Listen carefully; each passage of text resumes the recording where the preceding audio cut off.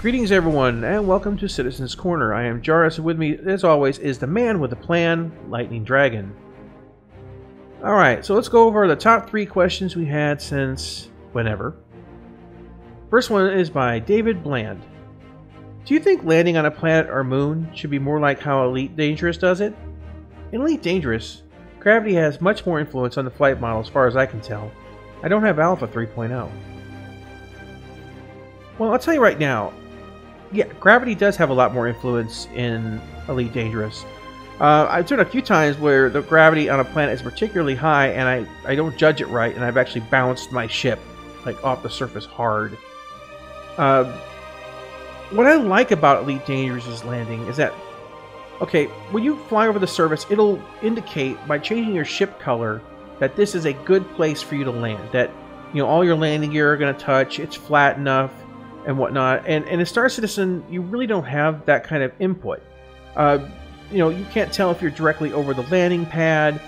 In Elite, basically, they give you an indicator that tells you if you're forward, if you're backwards, if you're, you know, how close you are to the ground. It really is the World War II flight sim based on that, because, you know, nowadays we have like radar and landing pads and stuff, where in World War II it's kind of like, that strip of land looks really, you know, good there, and we'll just eyeball it and go down there. Oh, we hit a tree. Oh, it's bumpy. We broke the landing gear. Oh, it crashed. Yeah. So in the respect of like landing indication, I definitely want them to do something similar to what Elite does. Doesn't have to copy it, but it should at least respect that kind of design choice. The landing in the game,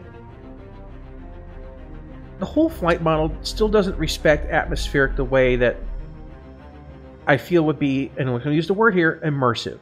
Oh, no, now you've done it. I know a lot of people want to argue it's 900 years in the future. Once again, that's the same thing as saying it should do this because abracadabra. Okay. I was actually going to make that comment. You'd think in 900 years in the future you'd have some type of landing radar. I mean, we have backup cameras in modern day, right? Well, yeah, exactly. But I'm just talking about just in general, like the flight mechanics as far as landing, VTOL and things like that. When I was flying the Prospector this week. And actually, I noticed when you took it off, the engines were in VTOL mode. They're pointed down. When you take off the landing gear, the engines pitch back up. And but you know, the mechanics don't seem to match that. It's just more of a visual. So here's hoping that they get that visual and the mechanical worked out so that they match. Remove that disconnect.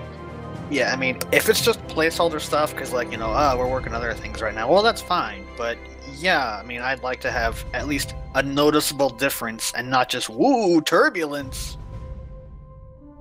Zarian Valterra says, question. In the lore of Star Citizen, the Hammerhead and Polaris work well together. Do you believe, in the future, we will see a collaboration between manufacturers like Aegis and RSI on a warship? Maybe a cruiser or other capital ship. I would hope so. I mean, I can't say for certain. I can't say, you know, that yeah, it'll happen, but I would love to see it. Technically, we already have some with the Starfarer G. Yeah, that's true. And the entire MISC ship line is technically a human and whoever the other guys are. True. Xion? Alliance. Yeah, Xion. So, I mean, that kind of stuff is in the game already, technically, but I'm pretty sure I answered this in text. One of the things, though, is Star Citizen is a very art-driven game, so it really just depends on, like, if the artists want to do that. And with how they've been talking lately, where it's like, this is the new style of RSI, and we're going to model all our ships like this, or this is the new style of Origin, and we're going to remodel all the ships like this. That seems to be the recurring theme. Every single one that I've seen, they've been talking about the style of this manufacturer.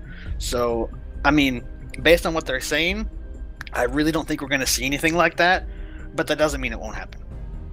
You know what I'd like to see down the road? Just way, way, way down the road. Like when the game's been out for a few years. Custom ships. I mean, like, kit bashes. Like, okay, you can buy any of these models of engines, and you can buy this model of hull and this model of cockpit, and basically you can stick it together, and they have like different like universal connections. Like, okay, I want this kind of cockpit made by Aegis with this kind of body made by Anvil with these kind of engines made by RSI, and then boom, kit bash ship, and just to let people have a ship out there that's like really theirs. As a person who plays many games where you build your own things, I approve of this message. Punk Hunter 25 says, what do you guys think about using large capital ships to escort convoys of big targets like Hull-E's?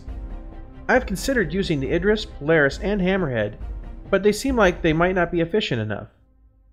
Even though the Idris may not be efficient, it tempts me by being so versatile with its hangar and long effective range. Well, yeah, I think capital ships escorting things like Hull-E's is absolutely a great idea, especially that Hammerhead.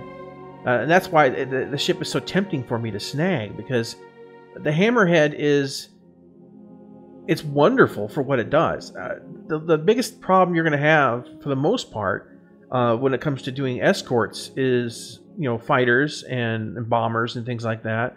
Of course, if they're going to want to capture your cargo, they're not going to want to send in bombers. That's going to be kind of, oops, we blew up all the cargo. But you might have like EMP ships and stuff that would come after you. Yeah, but something like the Hammerhead around would just be a real deterrent. And of course, something like the Polaris and the Idris as well, but to me, I see the Hammerhead being the best choice for that, because low maintenance costs. You got to look at what you're spending when you're paying for an escort or whatnot, or the operating costs. Lots of firepower, and those turrets are just fantastic. Their coverage is fantastic. Their firepower is fantastic.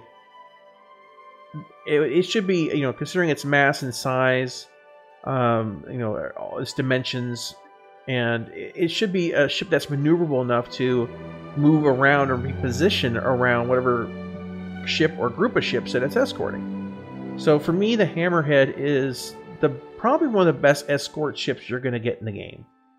And with the hull class is actually being enlarged, which is what the C is more like a D now. Yeah, they're all getting scaled up to make the mechanics work.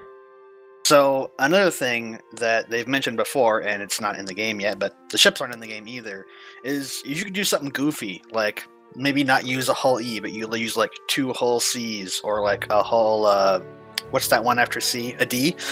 I don't know why that suddenly just slipped from my mind. Wow, most people learn the alphabet in kindergarten. I'm just saying. It's late, okay, and my brain is fried. But what you could do, if you want to be silly, is you could just take 2 cargo ships and sacrifice some of your cargo for like the extra defenses, bonus shield generators, the extra turrets and things you can put on there. So I mean, you won't be able to like unpack and fold back in after you get to your destination unless you drop those things off. But I mean, if you had two cargo ships that look unescorted, and it's like, haha, the fighters fly in, and then you just obliterate them with, self-defense guns. Oh yeah, and I like the fact on those whole series you can swap out some cargo for defenses, for additional weapons, even like small snub fighters. I really see... I see that it would be advantageous not to fully load your cargo, just to make sure you had those extra defenses on there, just for that reason alone. I'd rather take a little bit of hit on what I make for a profit and get almost a guaranteed success, or at least a much better chance of success, than kind of just roll the dice, because Lightning will basically confirm this. My dice rolling ability sucks. If you give Jarvis a D100, odds are he's gonna get a 1 or a 4 or something, even though it's very, very low odds. Yeah, I'm good at it. It's my one skill in life. My one great skill, anyway. Your one true great skill is that you are bad at everything, and all the luck. Bad at luck. Bad at luck. The worst luck. Falling through planets kind of luck. So yeah, keep your friends who have capitals close, and make some use of those large pieces of machinery. It's worth your while. Alright folks, well that's about everything for this week's Citizens Corner. As always, leave comments down below, and we will catch you on the next one.